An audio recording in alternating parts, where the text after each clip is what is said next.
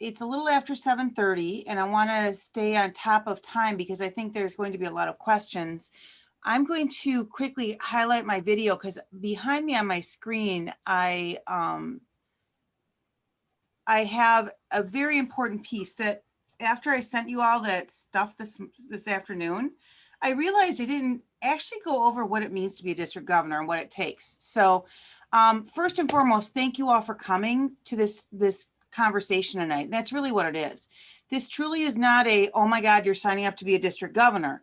This is an opportunity for us to share some information about what it means to be a district governor in D1. And then let you ask some questions because you can't make an informed decision about what you want to do without having some more information. So we've got a couple of us old timers, past district governors on the call.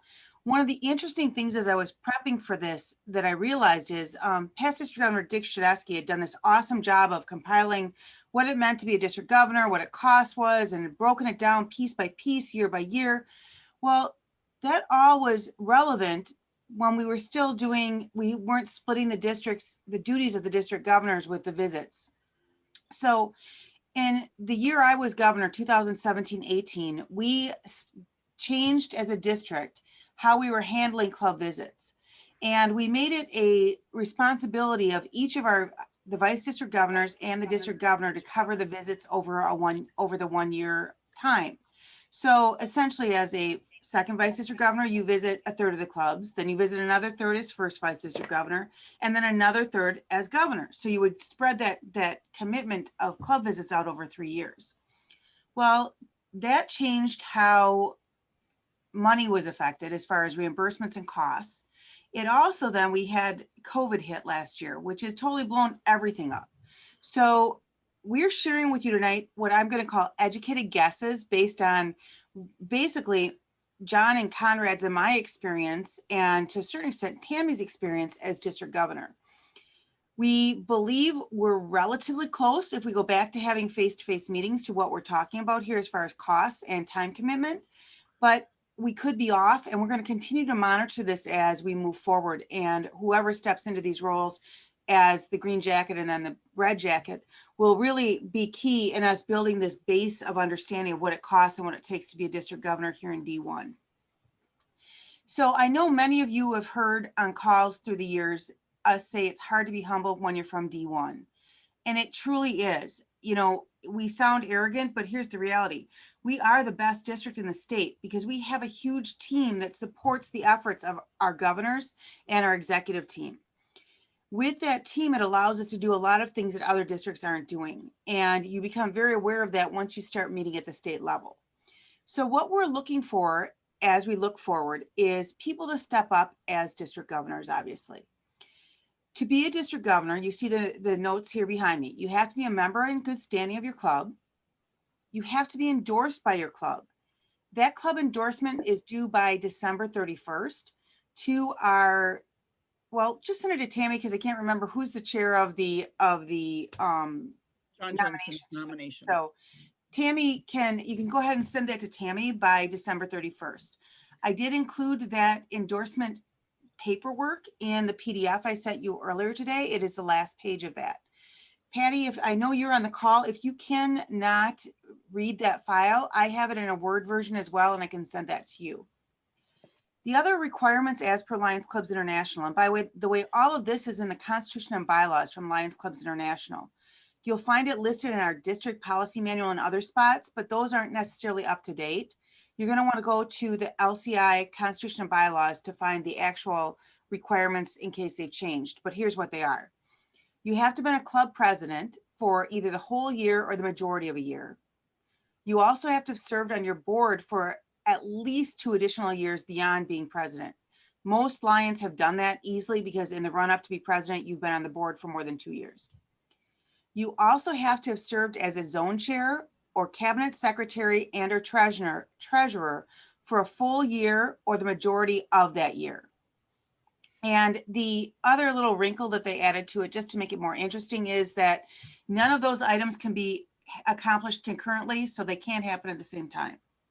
Now, I love Rob's note in the chat about anyone hesitant about being a DG, that's hard to fail in D1 as well. It's hard to be humble and it's hard to fail. So those are the requirements to become a district governor. I will follow up with all of you with that in writing so you have it, because it's not in the packet I sent you earlier. Any questions on those LCI rules? By the way, I should have told you that this is really a discussion. So if you have questions, unmute yourself and interrupt me and ask away for any questions you might have. Feel free to use the chat if you don't want to unmute yourself or don't want to talk. I will monitor that as we go along. Jody, I just want to mention, the one thing is not only do you have to have your club endorsement, but it has to be in your minutes. So you're going to have to do it at a club meeting. So I know that that was a failure last year, possibly. Very good point. Take minutes. So essentially your club does have to go into official session depending on how your club operates, in order to be able to make an official motion and second, and then approve and do the voting. Tammy, that's a really good point. Thank you for adding that. I have a question. Sure. You have to do this every year or just when you're applying to be second vice district governor? Every year. It's every year that you're running for an office. Okay, so that means that, So before need you to want to do become it, second but vice just- district governor, you need to well, do I'm just it. thinking about Al. Al So needs to have your club our do it. club needs to do that before the end of the year then. Yes, it does. Okay. Thank you. Exactly. The form and the process is not that difficult. It is something though that the candidate or the officer needs to really be on top of to make sure you can get that paperwork in by December 31st. And by the way, I searched all over, and Tammy or Rob, one of you guys that have been around the block for a while, I searched all over to find the date, because I swear to God, the date was December 31st, but I could not find the official date. Can one of you confirm that December 31st is the deadline? That was the deadline I had. Okay. The other piece that I'll let you all know is that, to our knowledge, no one has stepped forward to run for second vice district governor for the next Lions year. So anyone that has an interest in that, please let a member of the exec team know, let Tammy know. We're here to support you and help you through whatever process you need to go through, but we would really love to see someone step up this next Lions year. Again, no pressure specifically on any one of you, but if you're thinking it's an option, that'd be fantastic. All right, so I'm going to turn the highlight off my video because I really don't need to be in the spotlight of this thing. Let's go back to Yeah, but it looks cool. well, you know, I did take a long time to get it to figure out the lighting to make all of this work in here, because it's been You did a good job. It looks good. interesting lighting experience around here. So I mentioned earlier that I started all this based off of Dick Shadesky's piece, and the exec team for our district is pretty forward thinking here, and was very instrumental in the decision to go forward and create this session. We've never done anything like this in our district before, where we've had this conversation with a group of people. We've had one-on-one conversations and as people have questions, but we thought this would be a perfect opportunity for you all to just lay it out there and hear what's going on. So I'm going to work off of the PDFs I sent you earlier today.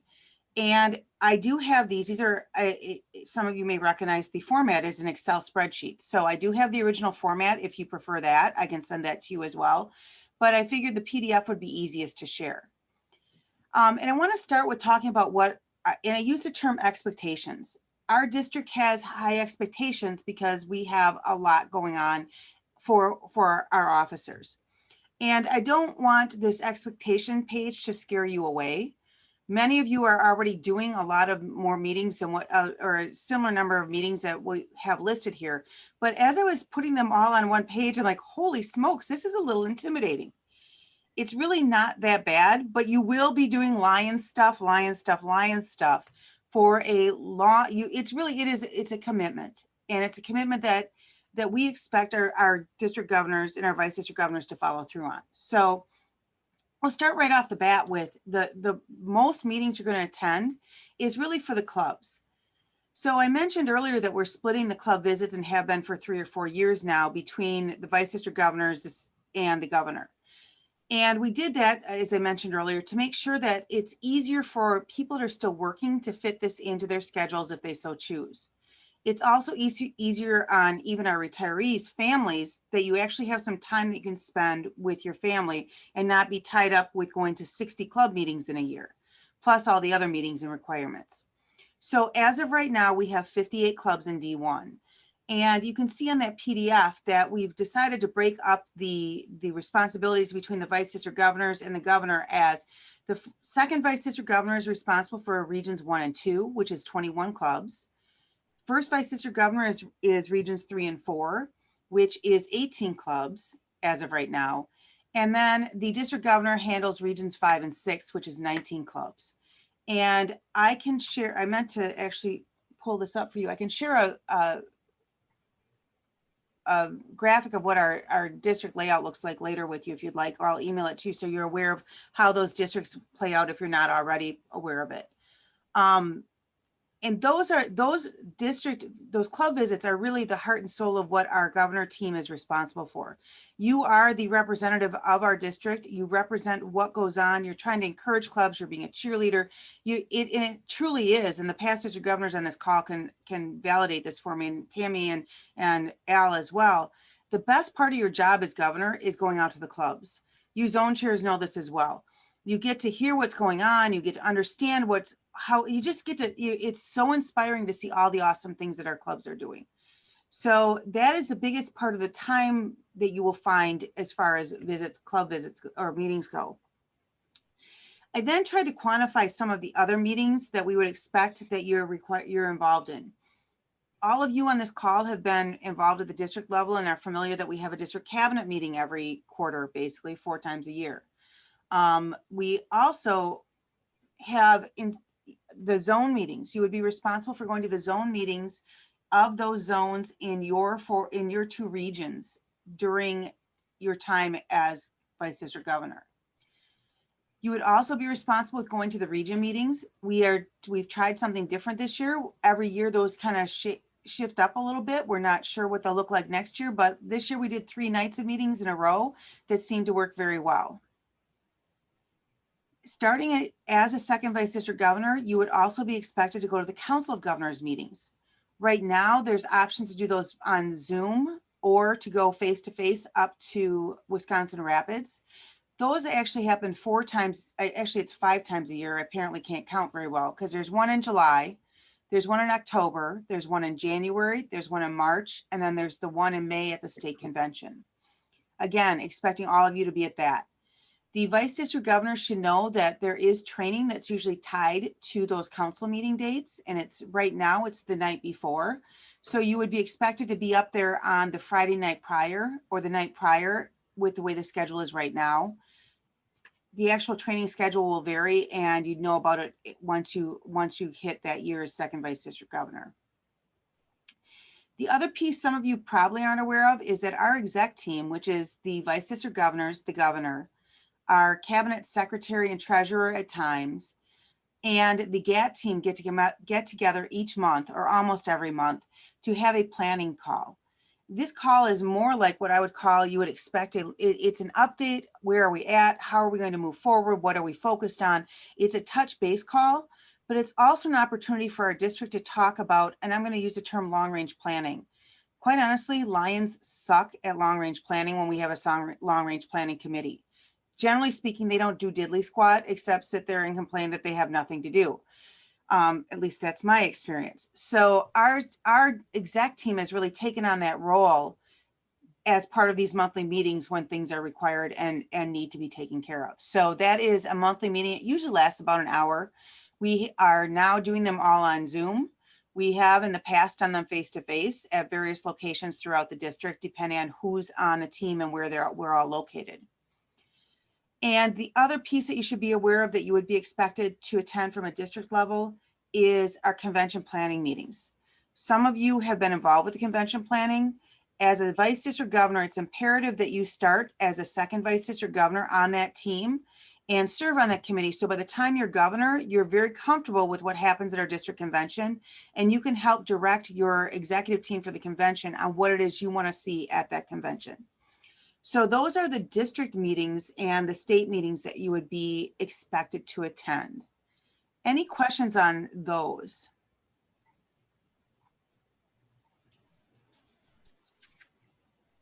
Awesome. And by the way, I swear to God, we're going to open this up for question and answers, and I should talk faster than I normally do because we're running long on time here. Or You've anyways. also got the other district conventions that are part of your council that you might want to go to. Well, we're going to talk about those in a few minutes Okay. as an extra part under costs, because attending other districts conventions is not a requirement. It is optional for the district governor. So that's something we'll talk to, but thank you, Rob, for bringing that up. There's trainings that we expect you to attend. We as a district and as a multiple district, along with LCI, have quite a bit of training available to you. Many of you have done some of these already, but the Wisconsin Lions Leadership Institute, they ask that you attend either prior to becoming second vice district governor or as second vice district governor. There's also something called the Lions Advanced Leadership Institute. This is put on by Lions Clubs International, and by their rules, you have to attend to it prior to becoming district governor. So the last time you would have an opportunity to attend would be as first vice district governor. Vice district governors have monthly training sessions virtually. And then I also already referred to those that we have prior to the council meeting as well, in order to get you prepped for your year as governor. The Certified Guiding Lion Program, I added this. We've never really put this in here as a requirement. But since you're the leader of our district and you're out on the road supporting so many clubs, understanding what is available to these clubs for support is really important. And the best place to get that is to go through that training. There is one coming up, and we're going to do it via a Google Classroom. There'll be more information coming out about that you can do on your own time. And it doesn't have the face-to-face aspect that we've done in the past. I know a number of you were certified in February, and your certification is still holding. And the last piece I'm going to add in here under trainings for now is the Lions Clubs International District Governor-elect training. LCI, most years, you have required homework and work from Lions Clubs International that's done online. Some of the curriculum that we use for the state comes from LCI. But the big thing is the time that you're going to need to take out. It's usually in February for the district governor-elect school. And up until, well, this is like the third year they've done it. And this year it's going virtual due to COVID, but it has been being held in St. Charles, Illinois. So it's a drivable distance from our district. So you will be looking to see, that'll take about 4 days in February of the year you're governor, first vice district governor. And then there's also an additional day prior to LCI convention that you have district governor-elect training through Lions Clubs International. They give you all the information on that. You'll get all that detail at that time. So those are the trainings we look at.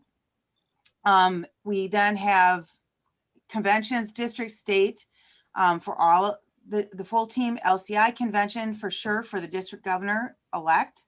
I should have had that in our first vice district governor. And then the USA Canada Forum. We strongly recommend that all of our vice district governors attend the forums. We also help, as you'll see, cover some of the costs for you to go from our district budget, because we feel it's really important that you get that experience and be able to meet Lions from across the US and Canada. And then base all of that, what it really comes down to is about, between what Conrad and John and I came up with, is really about 10 to 15 hours a week on average. And Tammy, I don't know if you found anything different this year on that. Well, I'm actually finding it less because my travel time, so many of them have been virtual. So I have not had to travel an hour and a half or 2 hours to things. I can just Zoom in, and actually I've been able to catch 2 meetings in one night because of that. So yeah, no, I'm finding it less, but where I was going to mention some other time spent though are newspaper articles that you have to write. Right now we do it 6 times a year. So you're writing a newspaper article. Every month, Scott would like you to write a new article for our webpage. And then it's sending out an email once a month to everybody, or maybe you choose club presidents, to just keep them informed of everything that's going on up to date. The other little bit of time you spend is looking at the reports before the cabinet meeting. So you know what people are requesting and you know what's going to be brought up. And the same with the Council of Governors. You need to know what's going on in the state and what things you might have to have some action on. Great points, Tammy, because those are huge pieces in it. And I would also add to that the prep prior to going out to any club visit, which again, most of you are doing right now anyways, because it's part of what you're doing in your current roles. So anyone have any questions on that portion of it?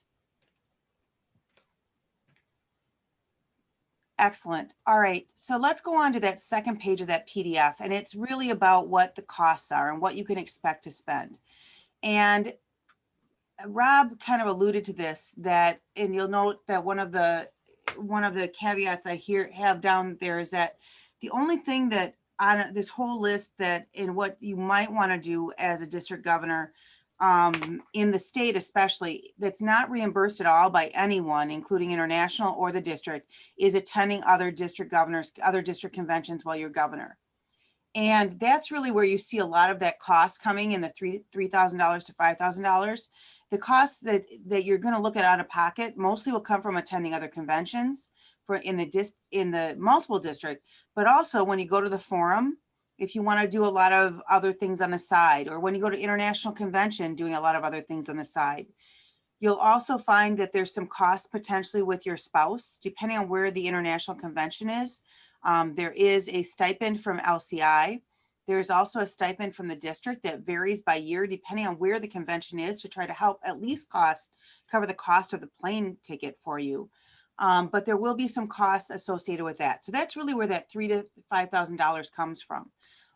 Conrad had added some really good points about, and John, that if, you're looking at probably $100 to $120 a night at the hotels for each of these things and all of the pieces. So, but we're really fortunate here in D1 because we have been fiscally responsible, and we put an emphasis on making sure that we help support our leadership in the cost to be a district governor.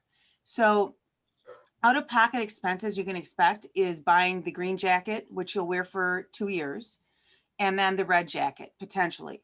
The green jacket, if you have a partner in service that's participating, you are the only one that needs a green jacket. You do not need a second one for them. Your year as governor, you will need a red jacket, and your partner in service will need a red jacket. Now, there are a lot of red jackets and green jackets around from those of us that are never putting one of those things on our bodies ever again. So those are housed at the state office. But what I discovered is there's a lot of them for males that were not very tall and have really short arms. So, and they might've been a little round. So you can go and Amber at the state office, our state office manager will work with you to help find a jacket if there's one up there for you that might work.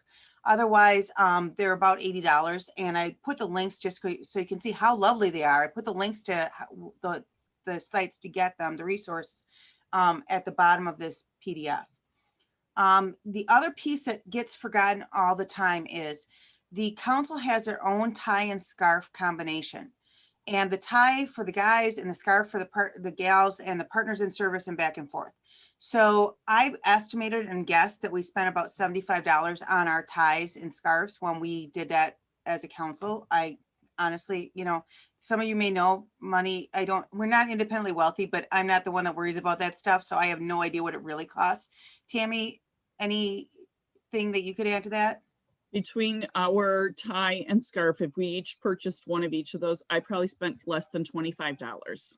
Oh, you guys were good. We were frugal. We found some great deals, and we actually had material printed to match the tie that we liked. That was only an $11 tie.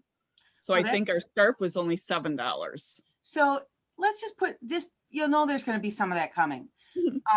You got to have black shoes, black pants, and black socks, or black hose if you prefer to wear hose. I kind of like to see some of you guys in those at some point, but we'll talk about that as a fundraiser later. But that's just part of the standard costume. I call it a costume. They call it a uniform, whatever. The other piece is every council of governors has their own shirt. Al's got his on, Conrad's got his on, I have mine on, Tammy's not, and that's all good. But those cost about $35 a piece. I will tell you that if your spouse is, or your partner in service is participating, it's nice for them to have them as well. I know Dale and I, because we were at a lot of face-to-face visits, we bought 3 of them each and are very thankful that we did. So you can get away with one, but it's a lot easier if you have a few more. Can you define partner in service for me? Partner in service is either a spouse or significant other or whoever it is that travels with you as governor. So they go Does to, that person need to be a Lion? they do not. Okay. Great question. And I can tell you, it is better to buy more than one. 3 is perfect. 2 you can get by with. 1 would be hard. Nobody wants to sit next to you if you only have one. Yeah, that's true. Oh, yes. All right. Couple other things that we have costs on, and this will be out of pocket for you. You guys have all been to district conventions in the hospitality room. We, instead of having individual hospitality suites and rooms for our candidates, have one giant room and the candidates all split the cost. So some years it's been more, but I think it's been running around $150 a year for your year is when you run for second vice district governor, as second vice district governor, and as first vice district governor. So you do not pay as district governor, you're not running for anything because you're automatically going to get the blue jacket, immediate past district governor. So they're not part of that. So you'll want to budget for that. Things that are random and totally up to you are the cost of what you want to do for election materials. If you want to have flyers, whatever, the district does cover you for an ad in the program book for the district convention, but anything else is out of pocket for you. Raffles. Any of you who have traveled around the district know that you can spend thousands of dollars a year on raffles if you so choose. That is all a personal choice, personal decision on what you do with it. And you aren't required to spend anything, but you are not reimbursed for any of that. USA Canada Forum, I estimated that you probably are spending about $300 out of pocket. That doesn't include anything special because the district does put a stipend in for $500 for each of our district governors and vice district governors to go at this point. So you're probably spending about $300 out of pocket, and that would include potentially bringing your spouse as well in that cost, I would guess. And then LCI convention. LCI covers a good portion of the cost. They cover virtually all the costs for the district governor, part of the cost for the spouse, and the district also helps offset some of that as well. You'll see down below, the second part of this is really what the 2020 budget shows for what we were reimbursing our district governors and vice district governors for. And because this convention was supposed to be in Singapore, the district had budgeted for $2,000 to help offset the costs of sending the first vice district sending Greg to Singapore. You'll also note a couple of other things that we do that most districts don't. We do for each of our governors and vice district. I call you all the same. It's all governors as far as I'm concerned, whether you're a first or a second or the district governor. But we have a budget every year for you of $2,000 to help offset costs. So that's for using for mileage if you're going to visit clubs, for meals, for hotels, for trainings, things of that nature to help, again, reduce the cost of what it will be out of pocket for you to be a district governor. Again, Except the governor, because the governor, most of his goes back to international. right.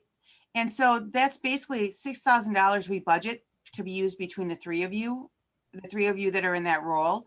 And most of the district governor's costs are covered by international. So for the most part, you're covered a great deal more than you'd expect for out-of-pocket expenses. As long as it's per rules of audit. And so it's $75 a night for a hotel, it's 50 cents a mile, and $25 a meal for 3 meals a day, as I recall. The forum, again, we had $500 for each of the governors in the budget this year. And then the other thing that we do and we talked about the LCI convention piece, but the other thing we do as a district, which I believe is unique, is for the Advanced Lions Leadership, Faculty Development, Lions Club, whatever, which any of the LCI training programs, we will cover the cost of the airline, the flight to get there, or transportation if it's drivable, to help, again, make it easier for you to receive the training you need, but also get you there without as little cost as possible. I will reiterate that going to other districts' conventions is not a reimbursable opportunity. It is all totally out of pocket and totally up to you. And I will also tell you that going to those conventions is a heck of a lot of fun, and we strongly recommend you do so. But it is definitely not something that's required. Anyone have any questions or things to add there? I would just say when you're the district governor, you create a bond with those other governors in at the same time, those other 9 districts. And you feel compelled to go to those conventions just to support them. We are so lucky in our district. There's some districts, we're paying all this other training costs. They're paying nothing. It's pretty much everything's out of pocket for the governor. And we are so lucky. And so I always felt that just to be there and support those other districts, it's important.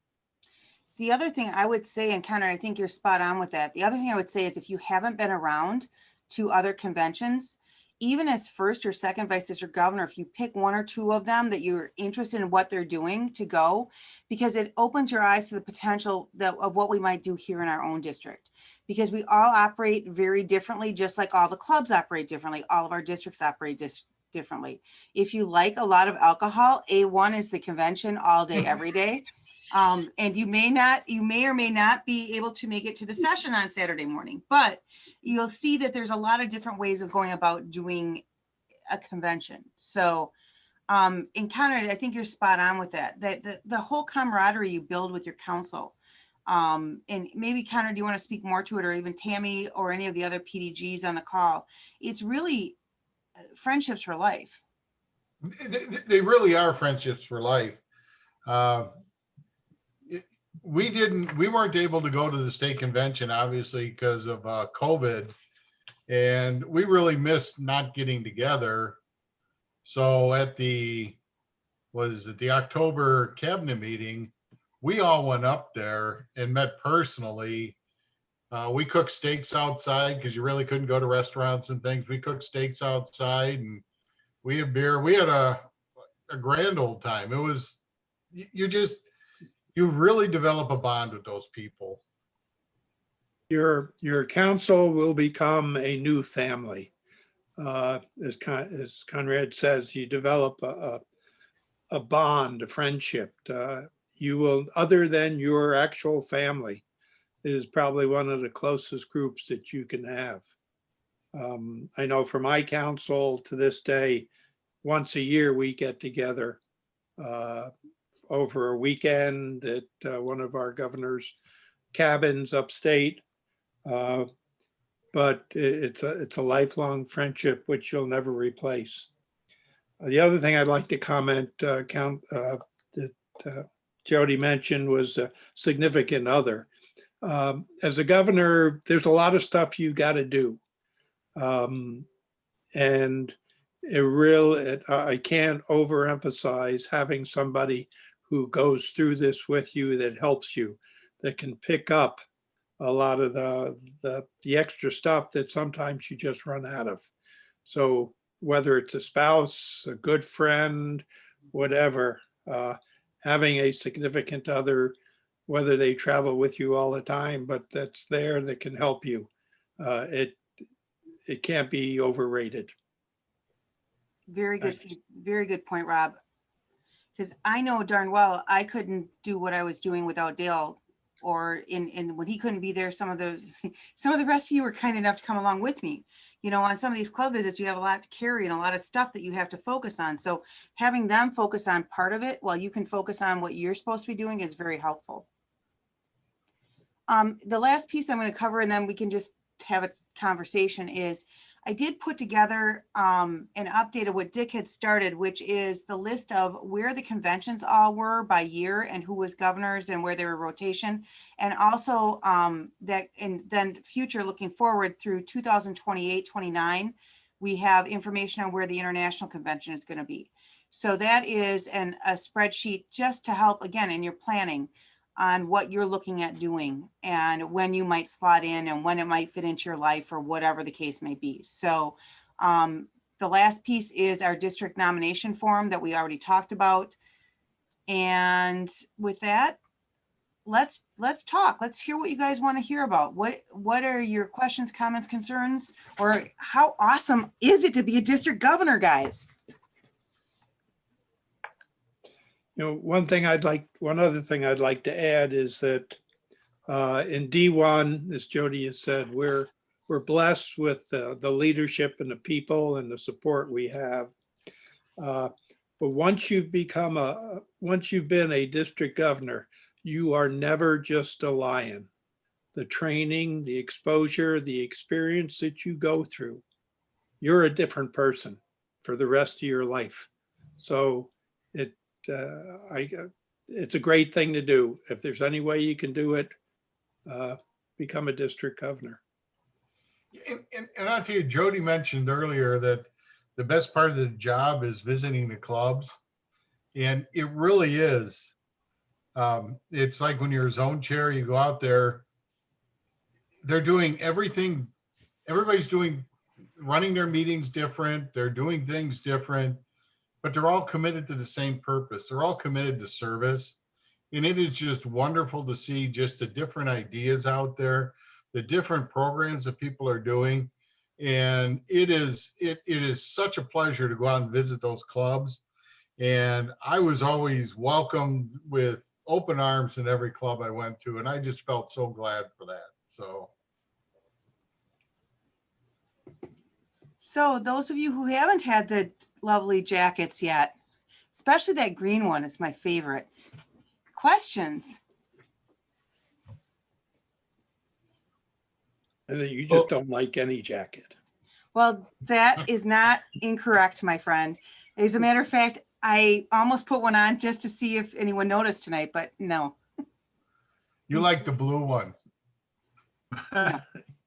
So there's a lot of things that go on at the district level that that seem to just happen, and a lot of people might not know how, including myself, how all of that happens. For instance, the district convention, all of the planning that goes on, making sure that people get to where they need to go. Things like, boy, we need to get somebody to Singapore, and how does all that happen in the background? And do we have people that are just like, that I don't know about, that are just like doing these things, or is that all on the district governor? So the district governor, we again have diversified, and we try to spread the work around to as many people as possible to lighten the load. We actually have a district convention executive team that each year the district governor appoints someone new to. It's a 3-year term. They appoint someone, and then they're the ones that chair our convention, and they solicit and recruit members for that committee. Fortunately, we've got people that seem to like to plan conventions, and they rotate through, so we get some turnover. But the convention is from our district standpoint, our district governor helps pick the theme and figure out what it's going to be, but their main job is to be the face of the convention and be the on-air talent, if you will.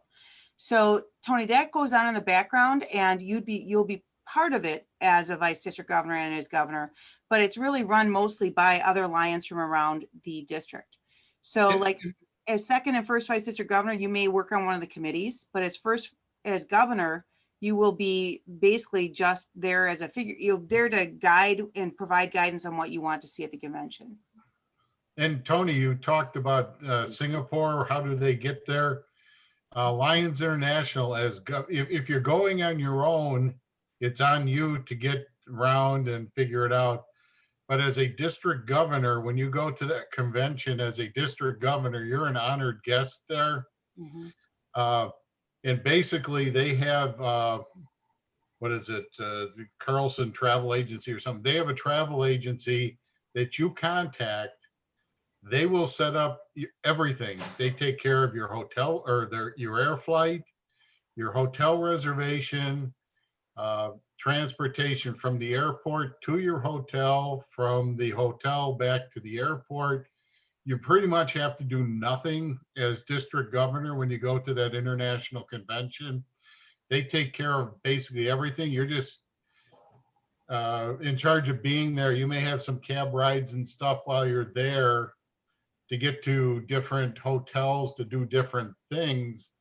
Like if you go to some of these other events that they have, but really they take care of pretty much everything for the governors. Every morning they take you down to the convention site, and it's pretty slick the way they have it organized. They've done it for a long time, and they do an awesome job pulling that together at the international convention for the district governors. It's a little bit different if you're not there as a different district governor. You're in charge of your own transportation and everything else. But So Tony, the short answer is somebody's there behind the scenes taking care of these things, but it's as a district governor, it's usually at your direction. So you're basically the CEO of the district. So, you go from there. LCI, I would echo what Conrad said. LCI, when it comes to getting you to your trainings and to convention, they are a well-oiled machine. You will get lots of communication, lots of documentation on what it is you need to do, when you need to do it by, who you need to talk to. And if you don't do it, they follow up with you. Or if you have questions, they change things. That's a really, really well-oiled machine with that.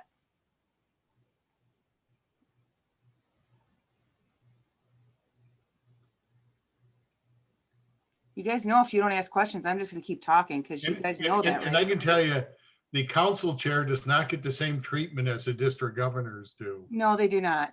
So we're not running you guys for anyone for council chair here yet. So we'll have that conversation separately, but no, they do not. I always thought the council chair got extra special. Oh, that's extra special something. All right. Yeah. Probably a lot of fines. So And there's one of the things I sent to Jody in a note. As district governor, and Rob kind of put it in his note there, you're not alone.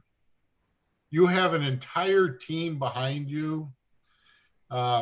There's really no way you can fail. Everybody's there to help you. The committees that we have out there, they pretty much run themselves. We've got some just fabulous committees out there doing great work that just kind of run themselves and report. And that's all you have to do is be there in the background and make sure they're doing what they should be doing. And, I actually think one of the hardest jobs as you're leading into the governor is making sure you find those new bodies to join the cabinet, to bring those new ideas. And really, as second and first vice district governor, and even as your zone chairs right now, seeing when you meet those people, identifying them, talking to them about what they want to do and how they want to be involved going forward. That is really, I think, if I look back at my year as governor, I think that was one of the hardest things was to, on the front end, make sure that we had people in place and that wanted to be there, that weren't just figureheads, and that were ready to go with things. Because we didn't always have a cabinet full of people that were all excited to do their jobs. We just like everyone else have had a lot of figureheads over the years. So making sure we get that new blood in is really important to us being able to grow as a cabinet and grow as a district. So I think as you're thinking through this, and if you're thinking seriously about being a district governor, I think building that network now and being on the lookout for those individuals now, so that when it comes time, you can say, hey, I know you want to do this. How about you, would you step up and do it? And I think the hardest role to fill is zone chair. And I think everyone on this call that's been in the jackets will confirm that. We have some zones that are really hard to find someone to step up in. So that is one of the biggest challenges I think you'll face as a potential governor.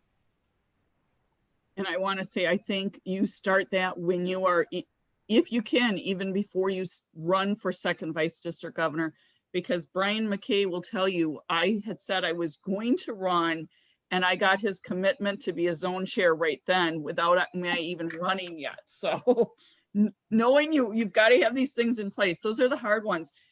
I think then once you're second vice district governor, if you know you're the one that's going to be in charge of that big changeover with GMT and GLT, is being aware of that and really start looking at who's out there, because those with the GST are the key positions really in our district. They are 3 years, and they are what makes your job so easy as a district governor. They're the ones really doing the officer training. They're the ones that are coming up with a lot of the region meetings. You're just giving some ideas, and they're the ones making it happen and making you look good. So finding those people is key. I just wanted to ask a question quick, and I want to go back to Tony's question. Oh, never mind.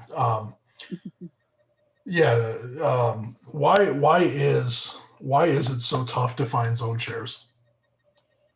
Quite honestly, I think it's because in the areas that we struggle to find them, it's consistently the same areas every year. This has been going on for probably a decade. And I really think it's because those clubs don't see value in the district. I think that as we start to work with them more closely, we start to see that turn around. I also think that we've had people in some of those roles that have quite honestly not been real good at what they've done. And they have maybe soured people towards taking on those roles. So I think that there's a couple of things going on there, especially in those areas. I know those of you who've been zone chairs can tell everyone else. I mean, that was one of my favorite roles, because you are the one-on-one with those clubs. You're their first point of contact. You know, it's an awesome role, but getting those people to step up is not always easy. And a lot of times I think the other problem is, and the rest of you can add in if you'd like, but is the fact that because we're so heavy in the Dane County area, a lot of those outlying areas, no matter what we do, they feel like they're just like the ugly stepchild. How do we change COVID that? didn't help that. Yeah, COVID didn't help that, but how do we No. change that? And I think there's also an idea that once you're a zone chair, you're there for life. And that's not the way that program's intended to be. Actually, none of our jobs are like that. Are Maybe supposed to be. you and have Except some, club secretary. because that's supposed to be a growing position. That's It should be a 3-year commitment and out. You know, you do 3 years so you get the feel of it, you learn the position, and then you either do whatever it is you want to do next in your Lion's path. So I think that is I think Connor, that's a really good point. I think someone else was going to say something, or Adam, you asked a follow-up question. How do we change that? We have been working to try to change that for years. So if you have ideas on how to change that, that would be, I mean, and it's a question of, I think, more face-to-face contact, more understanding what the district's about, more understanding what the role of zone chair is, you know, and a lot of these people don't come to district meetings and trainings because they don't see a value in the district. So there's a lot of things. Mhm. I really think that it was starting to change. Tammy had some inroads with was that club way out there in Argyle, or Well, Argyle had a huge turnaround last year. so there's inroads being made. Mhm.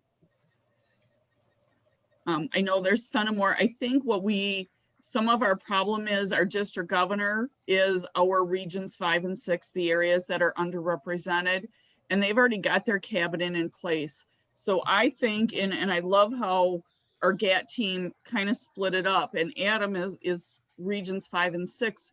And if we'd had more in-person meetings, he would have been there, and finding who those talents are so that we could start to develop them so that we have it in place when you are, you know, as we're moving up. It's not the district governor finding somebody for the next 2 slots, though that's what they should be doing, but getting your face out there way ahead of time. And maybe it's finding some of those lesser committees. Maybe it's not the zone chair. That's what's scary. But if they start seeing other people in their clubs have a position on a committee, it has demystified what the cabinet is. And maybe it is having the cabinet meetings open virtually helps, that it helps demystify that whole process. And some of it is, I know I was in Marshall's meeting the other day and the zone chair that was there, he put out the word already that he's looking for somebody to take over for him. And you need to do that. Don't hit him blind saying, I'm just not coming back. Put the word out there, ask somebody. And, they do that. It's just, that's just the way it is. And, So, so this is an awesome conversation, but I'm going to cut it off because it's really not about what we're on the call for. So, and we've got about, and I want to be sensitive to people's time. We've got a little over 5 minutes left here. According to my clock, it's actually 6 minutes and some seconds. So what other questions do you guys have? I mean, a lot of you have been around the block. I get that. So it'd be nice to, so I'm going to call on you one-on-one and I know Missy's going to love this. Yes, Missy, do you have a question? I have a question. So being at a different point in my life than many of the folks that take on the role of district governor. So many of you are either like retiring as you're coming in, or you work in a way that it's more flexible. How do you feel? Do you feel like you had to wait to that point in your life to be able to do it? Do you feel like you could have done it 15 years earlier? So I'm going to address Missy, because if it had been split, the district in the 3, I would have run much earlier. I probably would have run 10 years prior. I wouldn't have had to wait to retire. I think having it only being responsible for a third of the district has made it easier for younger people with families, with jobs, to take that role and take that job on. And one of the other observations I might make at this point is that looking at the screen here and seeing how many people we have on here that have been a part of some of the leadership roles that have taken place recently, and adding to, and everybody seems to keep adding in here. We're not going backwards.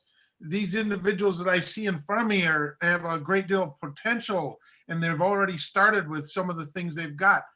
Adding more to whatever we've got here is just a big plus for every one of us. So I think we're doing a tremendous job. We just got to keep asking and keep working it. So we got to stay communicating. So great point, Al. So Missy, the last governor to work full time and be governor was Bob Falavino. And to this day, and I know Rob did it too, a few decades, it all seems like it's at least 20 or 30 years ago, doesn't it, Rob?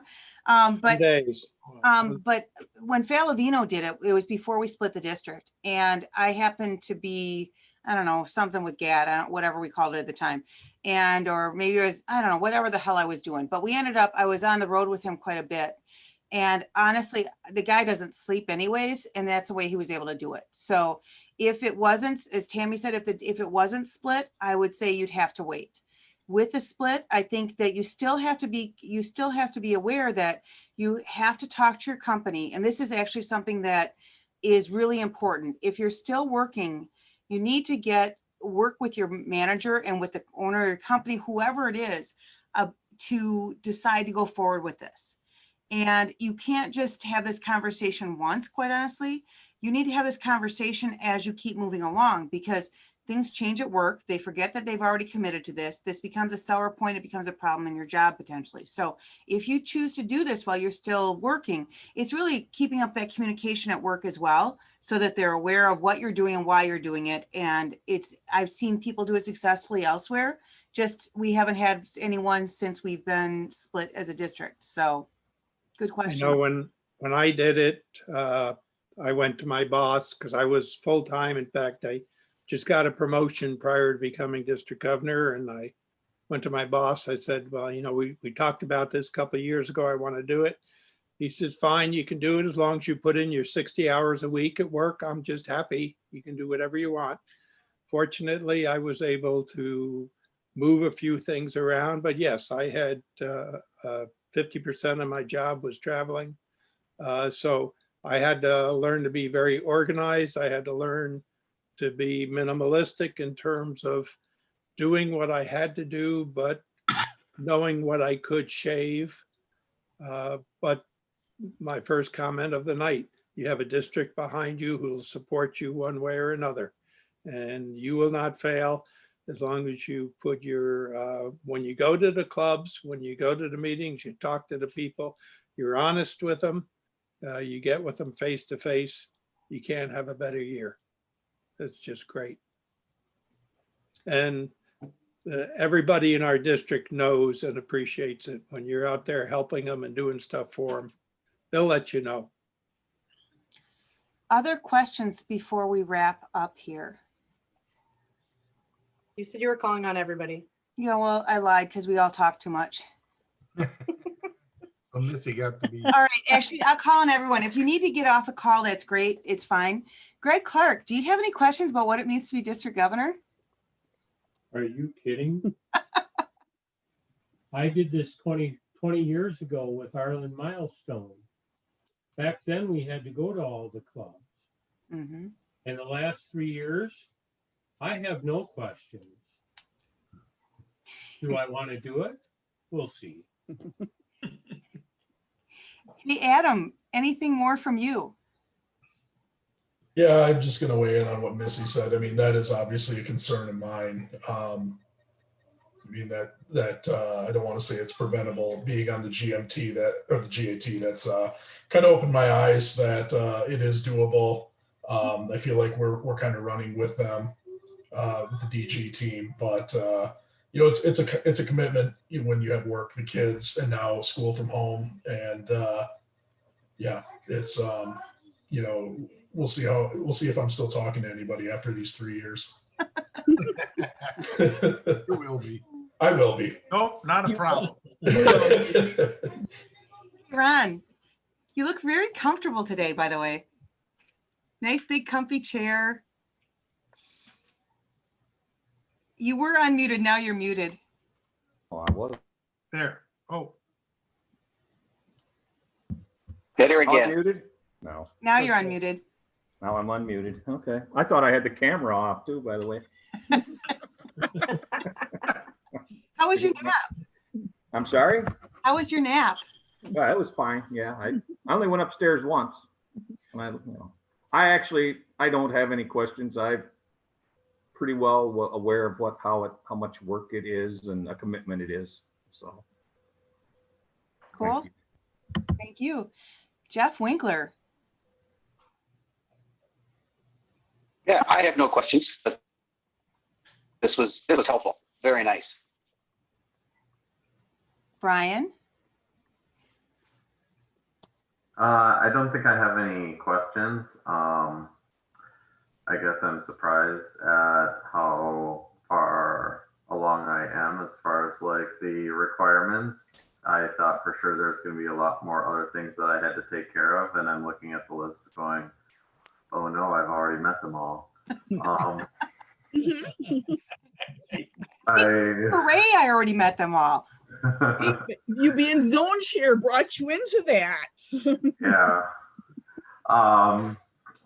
It was really helpful though to see the cost breakdown, just to make it easier as far as like planning and logistics. That's something that I think is going to be really useful, even if it's not anything that I can really realistically do in the next handful of years, but just know that the information is there and that in the back of my head, I know what I need to plan for.